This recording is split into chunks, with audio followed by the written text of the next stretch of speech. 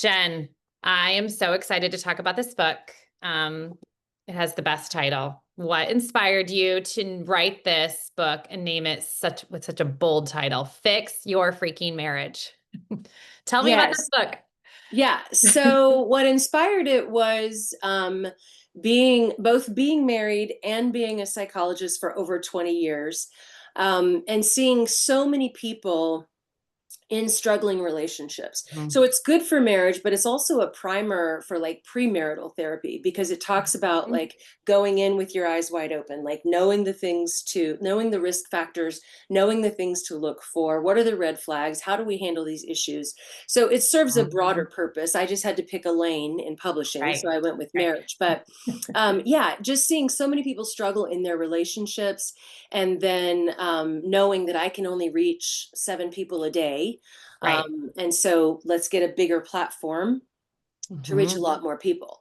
The Okay. title is just a testament to kind of how I do things. So I don't mollycoddle, and I don't, there's not a lot of, it's okay, sweetheart. No, that's just not my approach. Mhm. I'm Mhm. from Texas, and I think my grandmother just gave me this approach, just like no nonsense. And so the Mhm. title is a little bold because I want people to understand what the book is not going to be, which is not going to be an I'm okay, you're okay, everything's fine. Okay. And we're gonna put a magnifying glass on your stuff, and the onus is on you to fix yourself as it relates to the marriage. You can't fix your partner, but you Mhm. can fix yourself, and you can, of course, pray that they'll come alongside you and fix themselves. But marriage therapy is just two people working on themselves together. Okay. I love that. What do you think is the most common mistake that couples make, after all these people you've seen in the past 20 years? What's the I most common thing? It's just not getting out of their own damn way. And that's why, the phrase at the top of the book is all about immaturity. The shortest distance between 2 points here is immaturity. So where you are versus the marriage of your dreams, it's because one or both people are immature. Commonly, do you see that it's just one or both that are immature? What's I'd say both. If nothing else, maybe one person tends to be more of an antagonist and kind of okay? starts things or stirs things, but then Okay. the other person doesn't necessarily respond in a mature fashion, which is hard to do. But I think we both, both parties in a relationship, we both can get going down the wrong path. So I Mhm. would say both. Sometimes more of the responsibility falls on one person than the other, Mhm. but you also have to remember water seeks its own level. So the healthier we are, the healthier the people we're going to have in our environment. And so if the person in our partner tends to be a little immature, well then we probably are too. Okay. How do you grow how does one grow up? How does someone become not immature? What's the first step in that? Do the freaking work. Do the freaking Do the work. Get on work, your way, do right? the work. Okay. Right.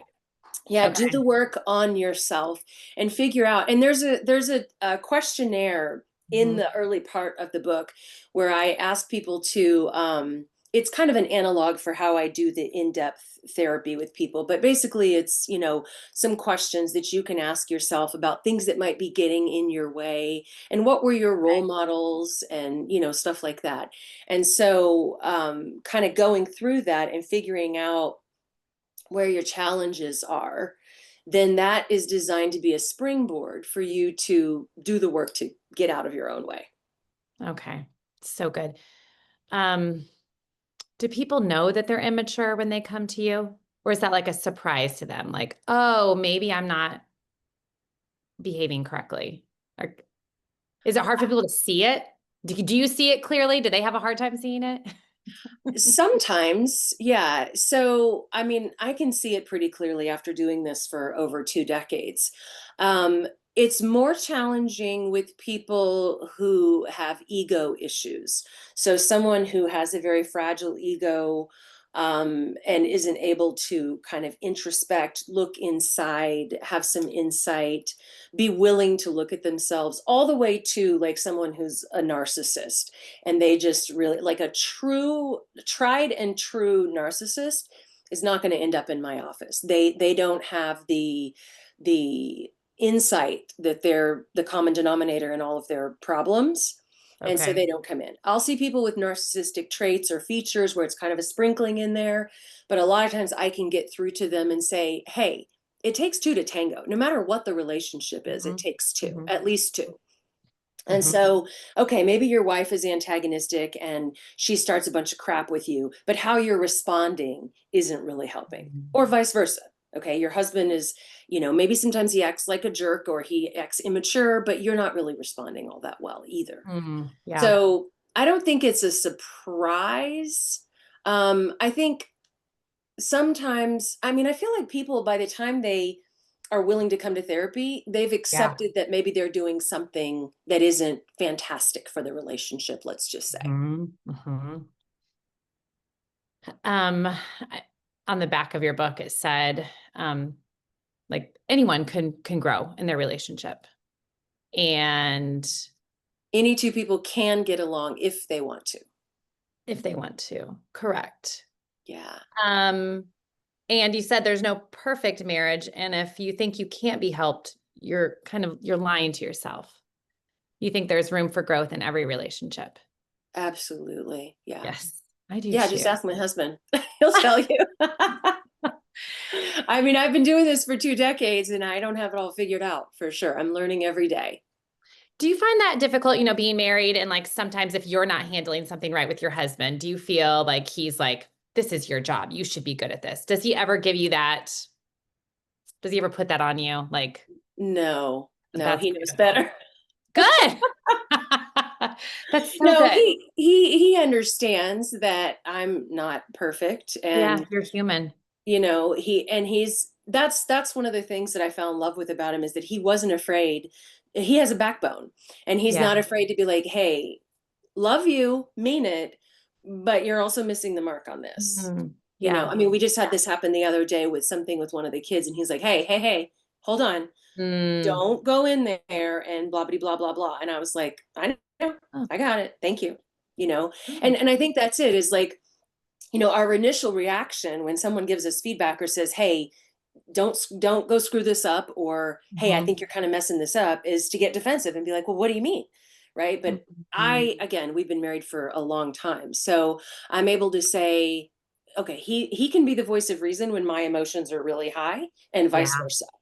And Yeah. so I'm going to listen to him, and it's respect. I Mhm. respect what he has to say. I may not always agree with it, and he may not always agree with what I say, but the most successful couples are open to each other's influence.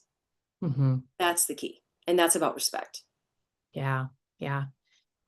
You talked about emotions getting high in a situation, and he can kind of help you during that time. What if those emotions are high and they're targeted toward one another? If your emotion is high and it's because you're upset with him, maybe not you necessarily, but a couple. If Hmm. they're in how do you fight fairly when your emotions are high and like maybe you're not thinking clearly because Hmm. you're so emotional at that moment. What's a good practice to have?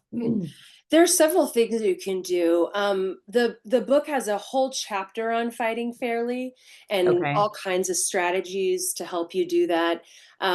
It's really about it's about maturity. Again, the phrase that comes to mind is sort of rising above. So Okay. rising above the intensity and Mhm. figuring out what is the shortest distance between 2 points right here, right now. Okay. If we're both intense or one of us is super intense and just not getting anywhere, we're all up in our feelings, like we need to pause. And so being able to step away, Mhm. and take a minute, chew it over with a Twix, if you will, like whatever it is, like take 20 minutes, take 24 hours, as long as you come back to it, that's key. So one of the Okay. strategies that I really like to use with couples is having them throw a code word. So you come up with a code Mhm. word Mhm. preemptively before the stuff hits the fan, a code word that you can use that either of you can say that is going to get the partner's attention and say, either I want to take a break, we need to calm down, you need to calm down, this isn't productive, it's not constructive, let's circle back, whatever. So I've had people use, it needs to be something that stands out. So I've had people use Okay. code words like watermelon or Mhm. periwinkle, right? Okay.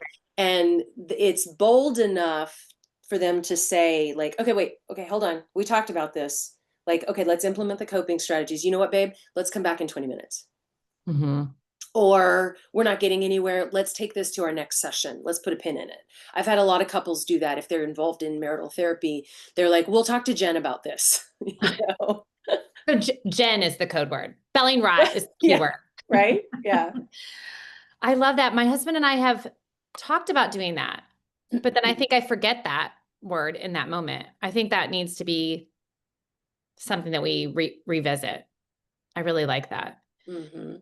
What if your personalities are very different? What if the wife is very timid and the husband is very strong in his personality, or vice versa? What do you do when you just feel like, or maybe the other person is better with words, or you are better with your words?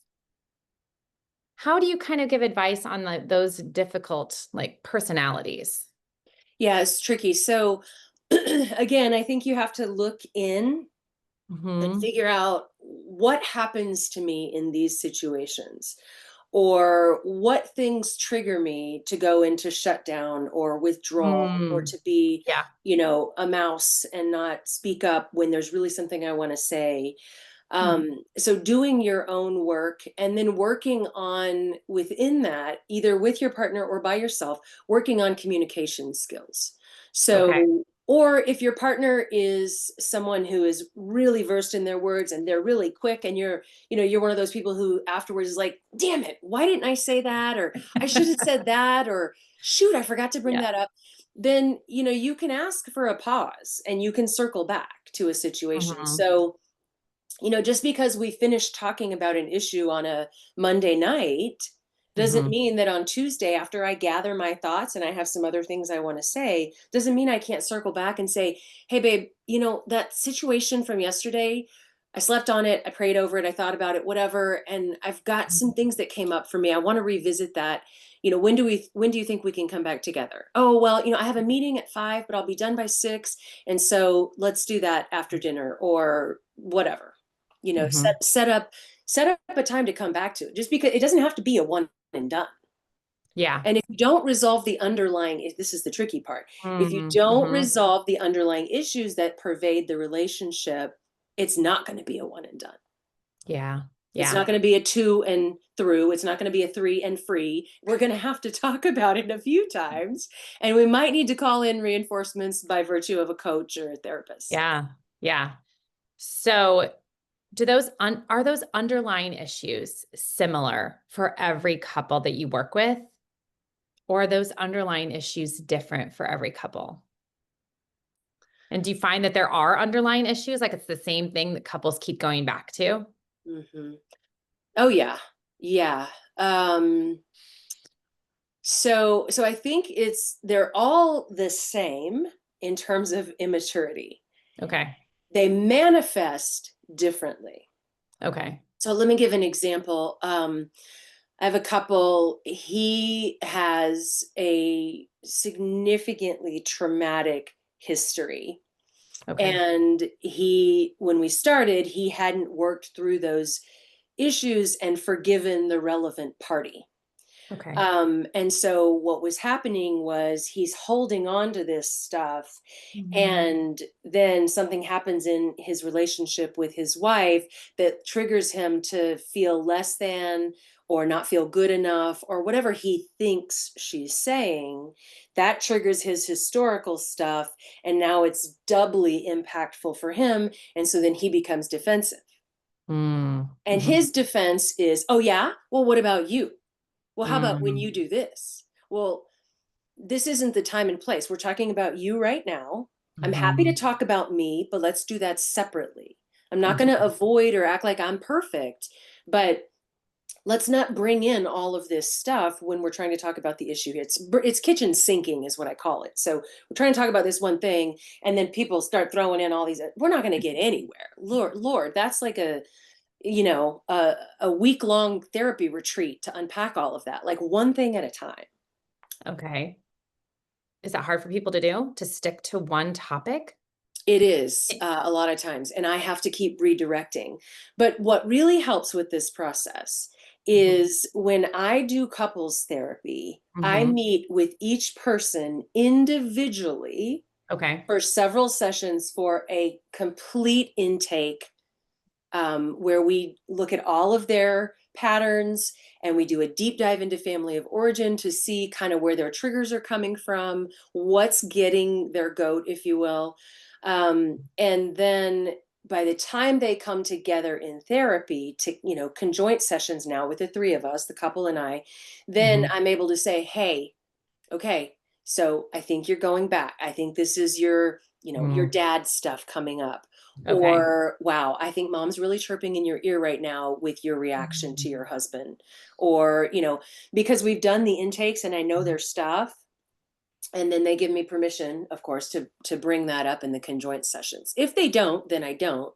But a lot of Mhm. times it's so eye-opening for them that change is just, it's almost automatic. Like they can Okay. see, oh yeah, I need to forgive this and move forward, or I'm holding on to this. Another couple, he was holding on to an affair that she had 10 Mm. years ago, Mhm. and he hadn't forgiven her, and he felt like she had never fully apologized. It was always Mhm. an I'm sorry but. So he Okay. felt like there was excuse making. Well, we had her do an earnest apology written out, and it was a game changer. I mean, brought them Mm. both to tears. It was a game Wow. changer for their relationship. That must be really rewarding for you to see the healing.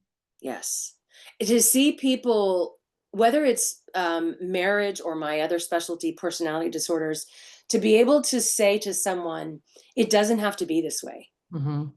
Excuse me. And then to see when they're like, oh, I can do this differently, and you Mhm. watch it and you just sort of see the light bulb moment for them, Mhm. right? That's hugely rewarding. That's what keeps me coming back every day. Jen, you and I went on a walk many moons ago. I came to Yeah. your house. We went on a walk. I don't even Yeah. remember why this all came together, but we were talking about an issue in marriage. And one of the things you said to me was at some point in a marriage, a couple has to draw a line in the sand and say, we're not going back.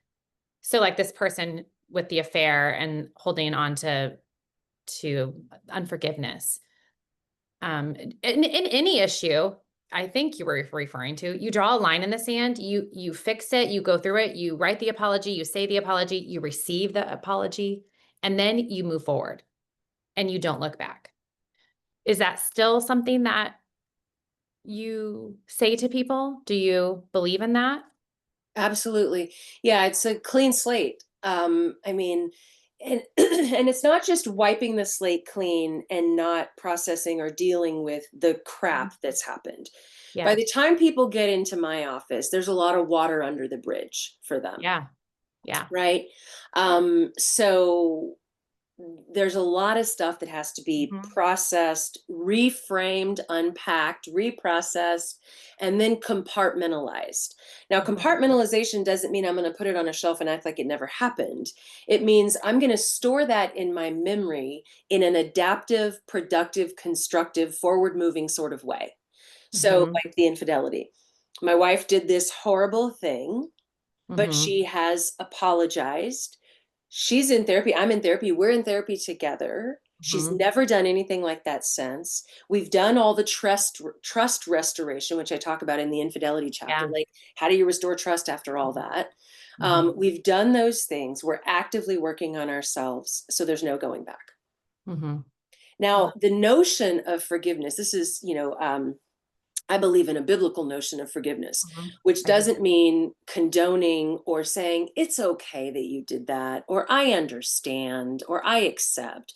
No, absolutely not. You can forgive someone and choose not to have them in your life ever again, right? Okay. Whether that's marriage or something else. But in a marriage that wants to stay together, the forgiveness is okay. So, like going back to this infidelity thing, he forgave his wife. Doesn't mean that he never thought about it again. Doesn't mean that we plucked those memories out and he forgot all about it, right? Mm, We don't have that technology, at least not yet. yeah. So it's still there for him, right? Mhm. So forgiveness, the Bible talks about 7 times 70 is how many times you should forgive someone.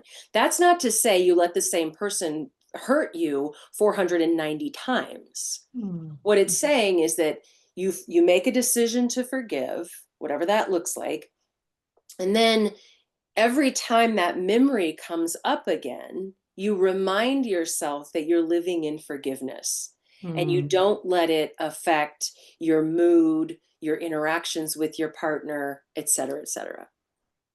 So it's overcoming, it's a process. It's a process. Yeah. Yeah. I think it's hard to like make it go away immediately. Time helps. Yes. I also think sometimes if there's someone in the relationship whose memory isn't as good, I think they're happier a lot of times. When they like, I have a lot of friends. I'm probably the one in my marriage that has the worst memory, which I think is good. And I have some family members that have the best memory and they've held on to some things that it'd be probably best just to let it go. I think and it serves me well in forgiving people. It doesn't serve me well when I need to like speak eloquently or retain information sometimes, but my memory isn't as good as Right. other people's. But I think I don't it's hard too, I think when you've been hurt. I think it's hard to let some things go at times. Well, and that's because you're looking at a couple of different things. The memory in that case is encoded in the brain with emotion on top of it, Yes. right? So it's like if you look at, data, Mhm. information, stuff that we store in memory as bits of information, intellectual information, like when you're speaking and you want to hit 5 points in your Yeah. message, Hmm. that's encoded in, let's say that's one bit of information for every 5 pieces, or for all the, each of the 5 pieces. So let's just call it 5 pieces, 5 bits for the sake of discussion. Well, if it's a significant emotional event, or 5 significant emotional events, each of those is encoded with multiple bits. So they take up more information More in the brain. space. Yeah, more space. I mean, yeah, yeah. Yeah. Oh, it's a lot. It is. Yeah. So emotion is because there are certain brain structures implicated in memory, and there are certain brain structures implicated in emotionality. And when it comes to a significant emotional event, you're looking at both. So Mhm. it's deeply encoded. Oh, I have so many questions. Okay, But go then I'm for going to it. start talking about my own marriage, and John would not love that if we're doing this publicly. Um, so I went through marriage counseling before my husband and I got married. Wonderful. Interestingly enough, the couple that counseled us is now divorced. Oh my God. Yes, and that's a whole nother thing. But I guess what would you say to someone who isn't yet married but wants to enter into a relationship with truly their eyes wide open of like, what are the things to look for? Like, what advice would you give to your children, as they get into their 20s, marriage age, or other friends of yours? What kind of advice would you give? Well, read the book. I've got several Read the copies right book. there if you need one, right? Fix your freaking marriage. But basically, the very first part of that book, I detail 11 reasons why marriages don't work. And Okay. so I would say use that as a primer. Like go in, read these, and I could talk about a couple of them, but Okay. Okay. read these and think about like, okay, am I getting into my marriage, or am I getting into a marriage or long-term relationship or whatever, committed relationship, for any of these wrong reasons? Okay. So sometimes it's a marriage of convenience. Mm. Sometimes it's external pressure that people get married for. Mm. Sometimes it's, well, we've been together a really long time and it just seems like the next natural thing to do. Okay. But things change sometimes when you put a ring on it. And so then it's like this, it's not necessarily a malicious thing, but it's like this, okay, well, we've captured the flag, if you will. And Mhm. so I've got that commitment, and then Mhm. things start to come out that aren't so great, even when Okay. people have been married for a long time. One of the most probably relevant reasons in this day and age has to do with what I call booty blinders. And that is, I know it's terrible, but that is when people get together Uh-huh. and they have sex right Okay. away in the relationship, and it's great and it's fun and it's exciting. It's the novelty of it. Or maybe this person is really talented in bed or whatever. It's very appealing for them. And Okay. they have this wonderful sex life. And they're like, hey, let's get married. This is great. This is fun. Mm-hmm. Well, then something happens where the novelty wears off Mm-hmm. and they don't really know each other. They know each other in Mm. the carnal sense, but Right. not in all these other ways. So, my biggest caution to anyone who will listen, my children included, is keep sex out of the equation. Sex is the Mm. easy part. Mark says, my husband says, sex is like pizza. Even when it sucks, it's still pretty good. So, right? So it's this one plus one is two. This is not complicated. Like, Okay. that is Yeah. the easy part. And Yeah. so get to know someone in all these Mhm. other ways. So in the book I talk about a number of different types of intimacy, the last of which is sexual. Now, I Okay. do think there should be sexual intimacy as part of a marriage. I think it's a very important part of a healthy marriage. Yes. But you want to get to know someone in these other ways so that when you're Yeah. not having sex like 20 somethings anymore, you still have Mhm. a foundation on which to build and know each other. So I Yeah. think that's the biggest thing is take off the booty blinders and focus on getting to know and connect with someone in these other ways, emotionally, Mhm. psychologically, spiritually, financially, experientially. The list is Mhm. long. There are like 8 types that I talk about. Jen, how long is a dating or courting time? Like, what's a good amount of time? Do you see like an average, like a number of months, years for someone to really know one another? Is it important to also know their extended family, their parents, their siblings, their friends? What's your advice on that? What have you seen? Yeah, I would say it's very important to know their family, assuming they're not estranged from them, Okay. which is a whole other probably discussion. Hmm. But getting to know their family, their friends, yeah, definitely being involved. What I tell people, my preference is Hmm. 2 years. Okay. So from dating to marriage, wherever engagement falls, it doesn't really matter, but Hmm. 2 years Hmm. before marriage. If you just can't do that, at Hmm. least a year. And Okay. the reason is this: most people can Hmm. maintain a facade, Hmm. right, for several months. I Yeah. mean, sociopaths and psychopaths can do it indefinitely. And I mean, there's a chance you're hooking up with one of those. But, in general, for most people, after a year's time, you've been through quite a bit. You've been through all the holidays Yeah. and whatever that involves, whether they're with family or they're estranged from family, and that's very difficult for them. You've met their friends, you've gone out, maybe you've traveled together, so you've really gotten to know them. So my preference is 2 years, but I'll take a year. Okay. Okay. I like it. So you have a Christian worldview. Hmm. What are your thoughts on sex before marriage as a So, parent and as a therapist? well, yeah, they're one and the same, which Okay. is basically avoid it. Okay. Um, that's my preference, right? I Okay. want my children to avoid sex before Mhm. marriage for biblical reasons, for faith reasons, but also for like what we were just talking about, the reasons that it can complicate things. Yeah. Now, I Yeah. realize that most of the world, even people who identify as Christians, don't necessarily stay away from fornication, having sex before marriage, right?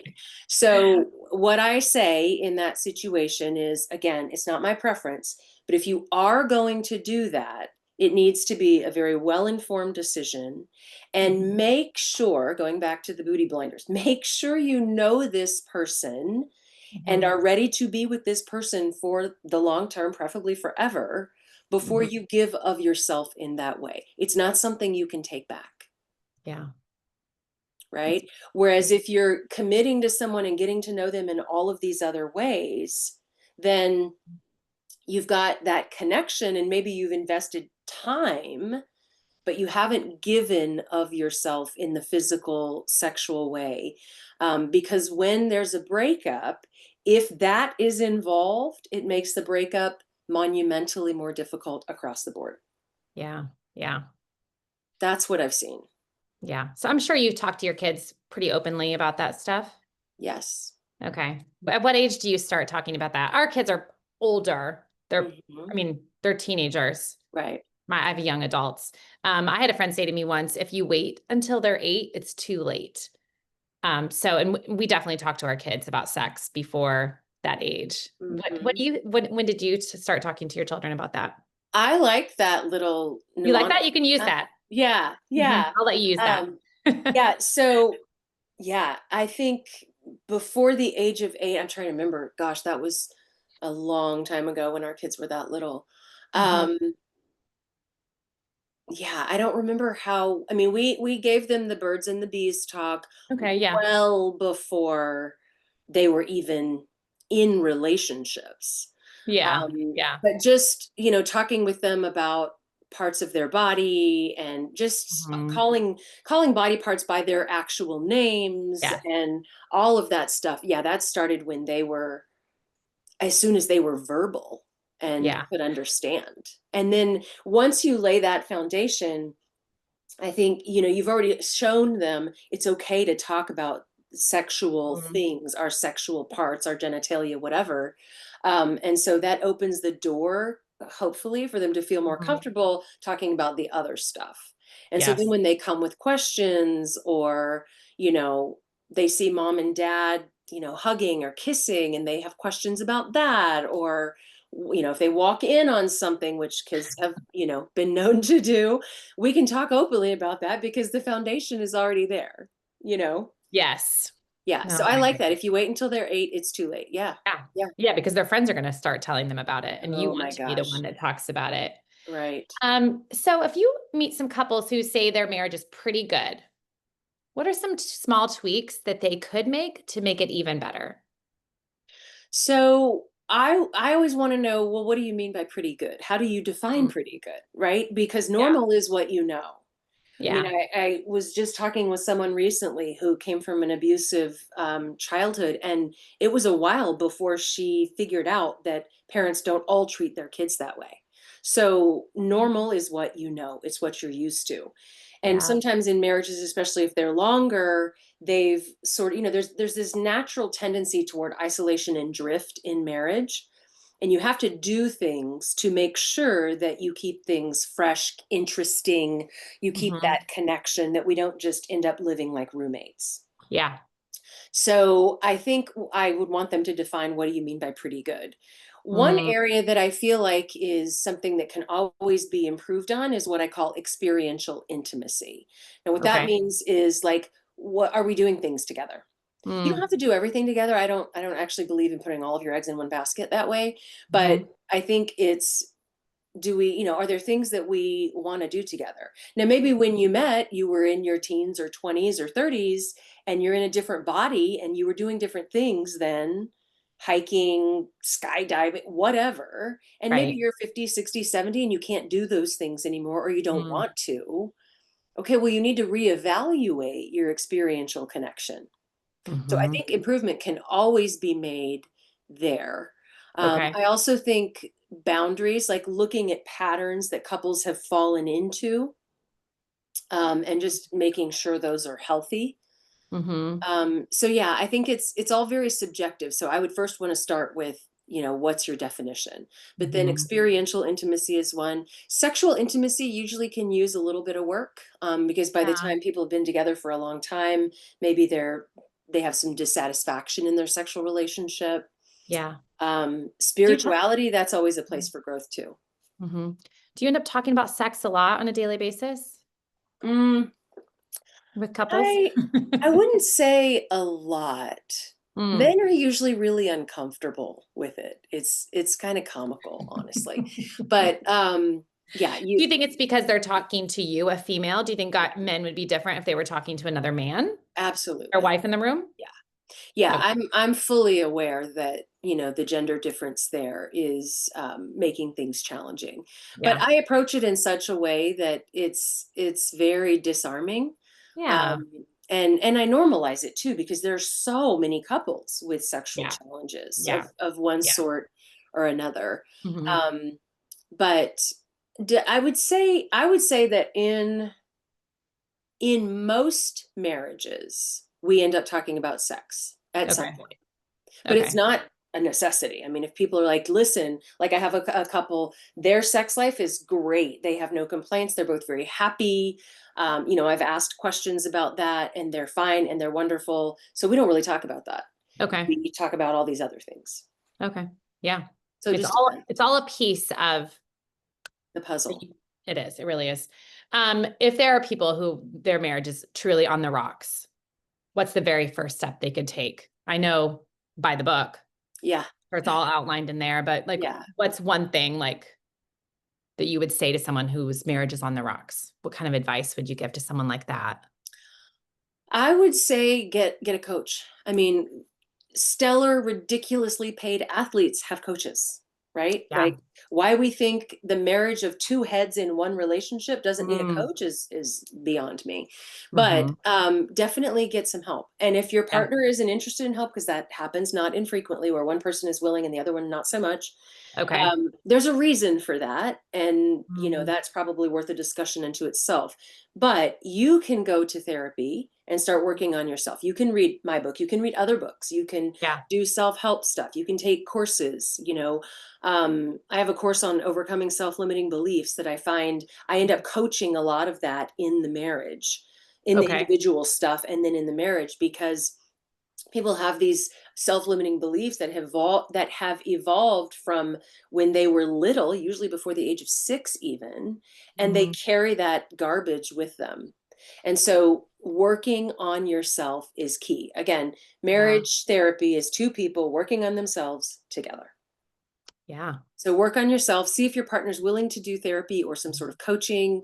Mhm. Do a retreat. There are marriage retreats that are like, 4 or 5 days long. It's an intensive, immersive experience. And those can be really wonderful, especially if someone's not interested or doesn't feel like they have the time to do Mhm. like regular therapy once or twice a week. You go to these immersive retreats and, wow, Mhm. you cover a lot of ground in that time. Mhm.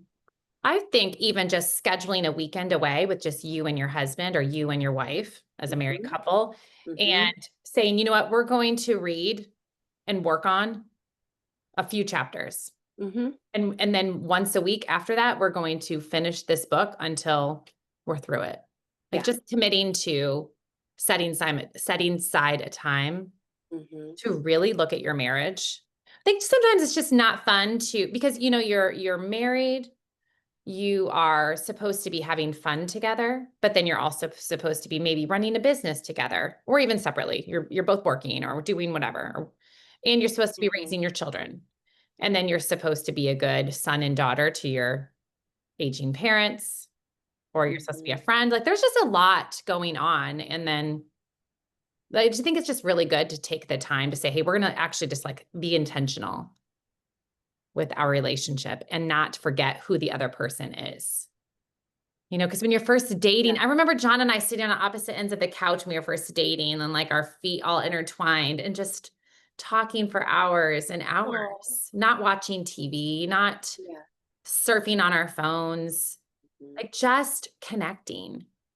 And I would say that doesn't happen as much now at 45 and 46, because Yeah. you don't make it a priority as much as you did That's the thing. when you're Yeah, younger. the intentionality is the Mhm. antidote for a lot of things. It's the antidote for the immaturity, it's the antidote for the isolation and drift. Just being intentional. The other thing that really helps is successful couples hold in mind the image of the person they stepped into love with all those years ago. 1 year Yeah. ago, 5 years ago, 20 years ago, 55 years ago, whatever. If they can hold that image somewhere in their brain of this person they chose to step into love with, Mm. That is huge, because what that does is it helps you to remember that your partner has good intentions. When Mm. you believe that your partner has good intentions, or at least not bad intentions, then Hmm. it helps you respond in a way that's not defensive or immature or provocative.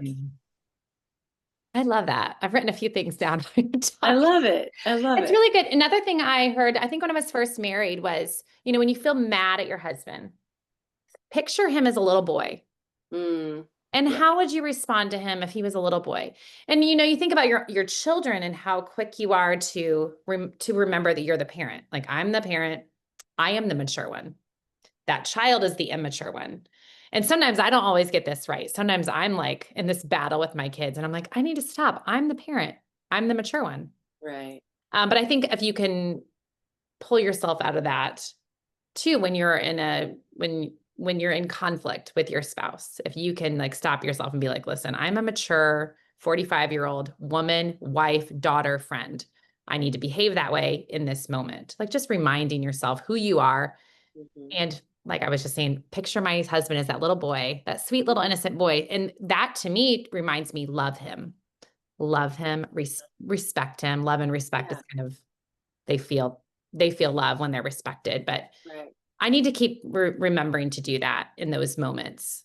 Remember him as a sweet little boy Yeah. or that handsome 22-year-old that I met Right. Right. many moons ago. Yeah. So my partner has good intentions. Hmm. I love that. I need to wear a sign or a shirt that says, I have good intentions. Right. Keep reminded. Um, okay.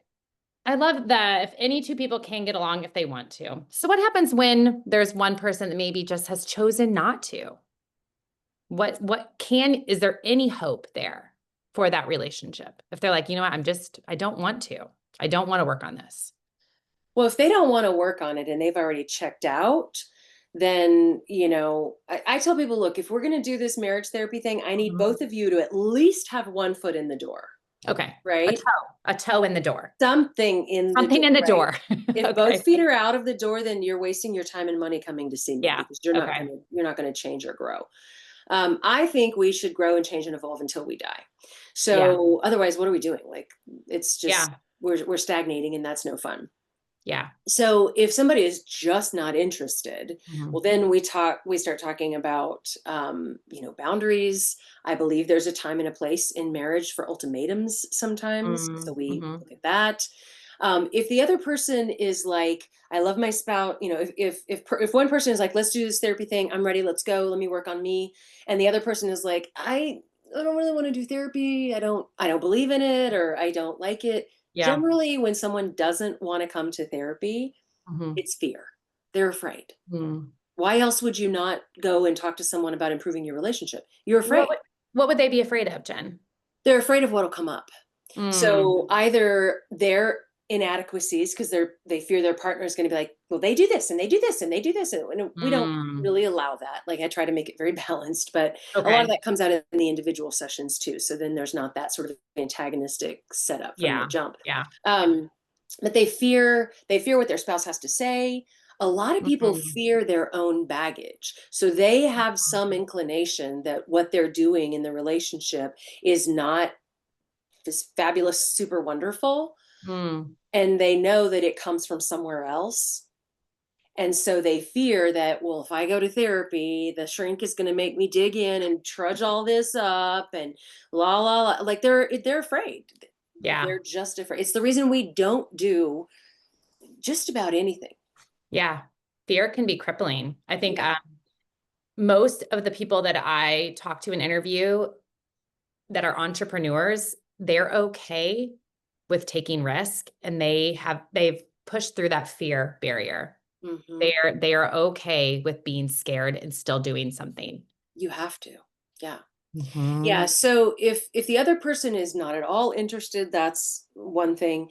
If the partner is like, I love my wife and I want to stay together and I don't have any interest in leaving, but I just am not going to do the therapy thing, then what I say to the willing spouse is, okay, let's work on you. Again, Work on yourself, that improves your Yeah. marriage. So you start responding differently. Maybe he's the immature one, or maybe you are, whatever, but Yeah. you start responding differently, and Mm-hmm. let's see what happens. Mm-hmm. I love that. Yeah. Sometimes the spouse, this is a little maybe manipulative, but sometimes the spouse who's not willing to do therapy, they're just scared, right? And so if I say, how about this? Have your spouse come in and Mhm. just identify to me from their perspective what they think the issues are. Okay. And then you and I will go back offline and do our thing. Mm-hmm. 10 to 1, what happens is the other spouse comes in, they realize I'm not Lucifer in human form, Yeah, you're a great person. and right, and they're not, they realize that we're not going to sit around and drink coffee and blame our parents for all the things they did wrong. Like, life Mm, is too short for that. yeah. They realize that I can be very disarming if I need to be, that Mhm. I'm not off-putting, at least. And then they're willing to, okay, you know what? I'll go back and see that lady. That's usually what Yeah. happens. Yeah. Well, Jen, Mm. I've told you this before, but you are a therapist that my husband has referred people to. So John is a corporate coach and does leadership development and executive training, and he has sent people to you.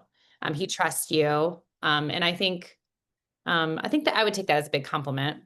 I Um, do. I yeah, do actually. that because I think sometimes too, like for men to go to therapy, um, to go to a woman, it has to be a unique person who will listen to them, who will respect them, who will see their point of view and not just because I think sometimes they can feel like maybe you would take the woman's side because you're a female.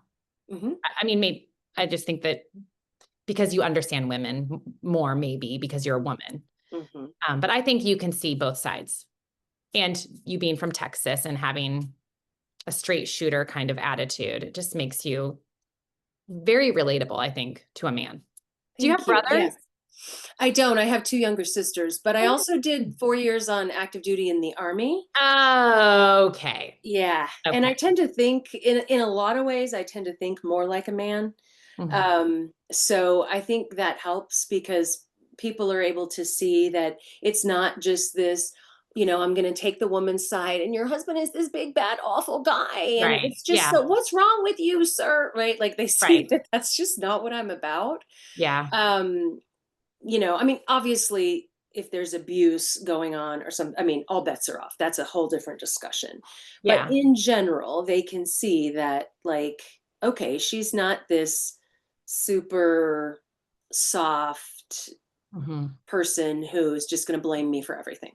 Yeah. Yeah. Well, I mean, you're in a marriage. It takes two people to make it Hmm. good, and it takes two to be in a conflict. So there's Hmm. things that Yep. both parties can work on all the time. Mhm. I want to talk a little bit about it. It is a little scary as a parent because I'm probably creating baggage right now for my children.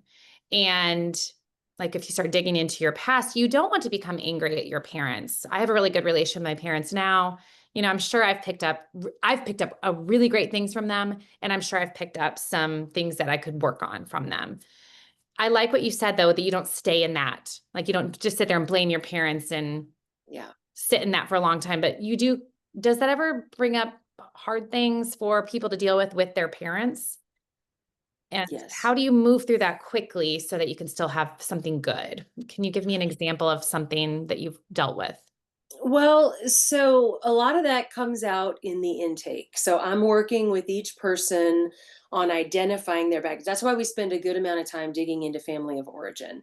And Okay. so we spend a good amount of time in that area. Mhm. And by a good amount of time, I'm talking like maybe 2, 3 sessions. We're not talking weeks and weeks and months Okay. in general. So we're looking at that. We're identifying some of that for them. Hmm. What I tell people is our parents teach us two things: what to do and what not to do. And Right. sometimes we learn more about one than the other, and that's Right. okay. Hmm. It's our job to grow and evolve and change and do differently. Hmm. If we want a different life, do different things, right? The Yeah. opposite of the definition of insanity. Hmm. So, if those things come up, then we're talking about that in the individual work. Hmm. If they come up in the marital work, I bring it up or somebody brings it up, whatever, then we either kind of walk through it right there, Or I'll say, hey, so and so, let's do a session offline, individual. We need to unpack this. Your stuff is getting in your way, Mm-hmm. and we need to unpack this. Mm-hmm. And of course, I say it more diplomatically than that, but that's the gist. Mm-hmm. So then we're talking about that, and we're the key with that a lot of times is rendering forgiveness. Your parents, my parents, the neighbor's parents, everybody's parents did Mm-hmm. the best they could at the time with what they had available to them in their own perspective. That's crucial because we might look at things that other parents have done, our parents, other parents, and go, that was definitely not the best they could have done. Mm-hmm. But it's in their perspective in that moment with whatever skills they have or don't have. So it's all Mm-hmm. very subjective. But being able to release yourself from the unforgiveness that you're living in, release yourself from the damage that was done, that's huge if you want a healthy relationship or just a healthy personal life. Yeah.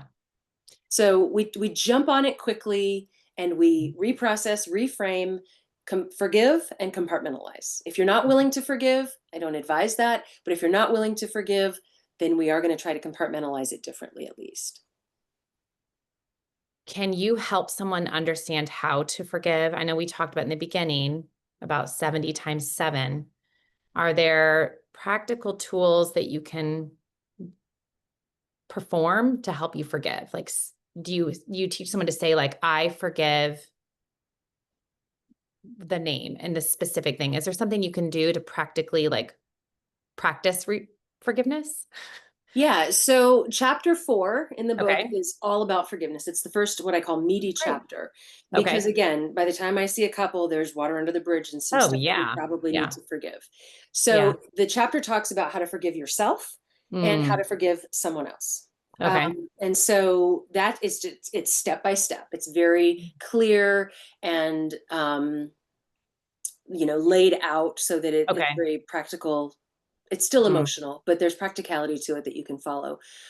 There's a concept known as radical forgiveness, Okay. which is where you do what you were talking about, where you're just like, I forgive so and so for such and such. Today Hmm. is the day. I am Okay. wiping the slate. I refuse to Mm. let that hang over me anymore. Mm. Radical forgiveness is very difficult. Not everybody is able to do that. I Mm. don't I don't necessarily love it if it's done if it's not informed. So what I want Okay. people to do is walk through the steps of forgiveness. Yeah. Really get to a place where you can set this aside and Mm. release yourself from the emotional control that person has. I'm Yeah. actually getting ready to hit send on my third book, which is called The Betrayal Breakthrough. Oh, good for Yeah, you. it's transforming pain into power. And Okay. so the idea there is that when you've been betrayed, whatever that Mm. betrayal is, it Mhm. happened because I was betrayed by a colleague. And I Mhm. just started writing, and before I knew it, I had 6,000 words, and I was like, okay, this is going to be a book. We need to do this. Wow, good for you. So, it's I love it. It's Okay. very well researched and based on 20 years of my own betrayals and walking other people through betrayals. But I go into that a lot in the book about how to overcome that, truly overcome and Mhm. render forgiveness because Mhm. it's important. And most of the time, I would say almost all of the time, once I can clarify with people what forgiveness actually means and doesn't, then they're willing to do it. Mhm. You know, we talk a lot about grief as a society and all the different stages of grief and how to walk through it. I think forgiveness needs to be discussed just as much. Like grief is you're losing someone or something and you're grieving the loss of that. But I think the forgiveness, I think a lot of us could experience a ton of healing on this planet and restoration of relationships and friendships and relationships, restoration of relationships by learning how to forgive well and how to receive someone's forgiveness. I'm going to look into it more. I love the idea of forgiveness. Um, Yeah, read chapter 4 and see Okay. what that stirs up for you. We Yeah. can always do another podcast on forgiveness. My I gosh, there's think we plenty need to to say jump in about again. that. This is so amazing, Jen. I'm going to put the link to your book in the podcast. I think I was going to bring this on the plane with me, but I'm like, oh gosh, I don't want the people next to me think my marriage is a disaster. I just want to read this and really dig into some of these tools just to make my marriage better. Like, why have it be even good or okay? Like, why not have it be great? I think all of Right. us in everything in life, why have an okay business if you can have a great business? Why have an Right. okay home if you can make it cozier, more inviting? Hmm. Why have an okay dinner party if you can have a great dinner party? Why Right. not level it up? So, Yeah. Yeah. Well, the people, you never know. I mean, somebody, if you're reading the book on the plane, first of all, you don't know these yes, people. You'll never see them I again. know it's true, but I didn't Right. want to talk to anybody. Right. But if they see the name and maybe their marriage is struggling, then you never Mm, know when you're going to help someone else. That's what I always tell people when they're like, I don't want to read this in public. And I'm like, you can't care what other people think. yeah, You have that's to true. stop worrying That's about true. that. You You know know? what though, Jen? I know my mom's going to listen to this, and this is embarrassing. Sorry, mom, but I read a book, and the title of it was "Oh," it's about orgasm, and I was on the plane, like, but it just said "Oh," but it did say orgasm. But I was on the plane, like hiding in the corner, reading it. Yes. So funny. Right. It sells though. This sells. This sells. And this is what people need. If they need help fixing their freaking marriage, they need Yeah. to pick up this book. It's a direct approach. And I mean, I tell people, the self-evaluation, taking your own inventory is really important. And then the 16 elements, like just go through it. There's a section at Mm, the end of each element for you okay. to evaluate yourself and your partner, evaluate your marriage in that area, and think Yeah. about what you could do differently. There's a lot of material, 76,000 words in that book. Okay. That can be I know that can be very overwhelming. It started out as I just needed to hit 20,000 words to publish. And before I Mm, knew it, I had 76,000. But it can be overwhelming to read everything. So mm, read it, just pick a couple, two, okay. three things to try. There's 16 elements, pick two of them. How can Yeah. I be better about gratitude with my spouse? That's a huge one. Mm, So yeah. let me demonstrate more gratitude. And then there's stuff about trust. Okay, how can I be a more trustworthy person? And what can Mm, I ask of my spouse to be more trustworthy in my eyes? Right? Like just pick a couple things. The mm, subtitle for the book is Practical Tips to Just Start Somewhere. That's the key. mhm, Just start somewhere. Just get mhm, started. mhm. Just pick a Yeah. couple things. I think our world would be a better place. The United States of America would be a better place if we all focused on fixing our marriages, making our homes good. Mother Teresa says, if you want to change the world, go home and love your family. And I think the best example that we can do for our children is to love our spouse well. I think it's what God intended is for us to be in healthy families, raising strong children who will go and do the same thing, Right? get married, have Absolutely. children, love one another. Hmm. So Jen, thank you for making the world a better place with Fix Your Freaking Marriage. Oh, my pleasure. I can't wait to read the next book that you're coming out with. And we need to have another conversation. Thank you so much. For sure. My pleasure.